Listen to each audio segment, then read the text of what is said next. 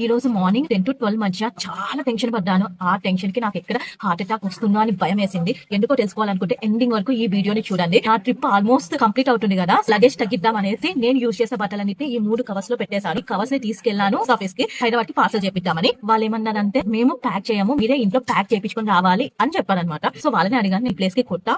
So మీకు తెలిసిన packing shops ఏమైనా ఉన్నాయంటే పోస్ట్ ఆఫీస్ వాళ్ళైతే అస్సలు రెస్పాండ్ అవ్వలేదు. పక్కన ఒక కస్టమర్ స్టేషనరీ షాప్ ఉంటుంది, వెళ్ళి అడగండి ప్యాక్ చేస్తారు అన్నారు. ఆ స్టేషనరీ షాప్ వెళ్ళి అడిగితే ఆయన రెస్పాండ్ అవ్వలేదు. అప్పుడే నాకు ఒక ఐడియా వచ్చింది. గూగుల్లో ప్యాకర్స్ అండ్ మూవర్స్ నియర్ మీ అని కొడితే షాప్ లో వచ్చాయన్నమాట. 2 షాప్లకి అయితే కాల్ చేశాను, బట్టల పిక్ సెండ్ చేసి సో ఇది హైదరాబాద్ కి ప్యాక్ చేసి కొరియర్ చేయాలి, ఎంత తీసుకుంటారు అని అడిగాను. 4000 చెప్పారు ఫ్రెండ్స్. నాకు దబేల్మనింది. ఇప్పుడు ఇంకొక ఐడియా వచ్చింది అనమాట. ప్యాకింగ్ నియర్ మీ అని గూగుల్లో కొడితే బూమ్రా మార్కెట్ అని చూపించింది. అక్కడికి వెళ్తే ఒక 10-15 టైలరింగ్ షాప్స్ ఉన్నాయి. ఒక షాప్ వెళ్ళి అడిగా, ఈ బట్టలన్నీ ప్యాక్ చేయాలి, నా దగ్గర క్లాత్ ఉన్న క్లాత్ ఇస్తాను, ఆ క్లాత్ కి 100 రూపీస్, ప్యాక్ చేసినందుకు 200 అని చెప్పారు. టోటల్ ప్యాకింగ్ కి నాకు 300 అయింది. అప్పటికే టైం 11:35. నా ట్రైన్ 30కి ఉంది, ఢిల్లీకి వెళ్లే ట్రైన్. మిస్ అవుతానేమో చాలా కంగారు పడ్డాను. ప్యాకింగ్ అయిపోగానే పోస్ట్ ఆఫీస్ కి వెళ్ళిపోయాను.